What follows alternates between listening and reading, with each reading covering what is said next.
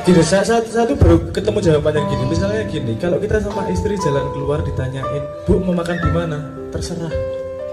Bu mau makan di mana? Terserah, pilih aja. Saya itu lama itu kok terserah terus tuh, kena milih yo salah, orang milih yo salah.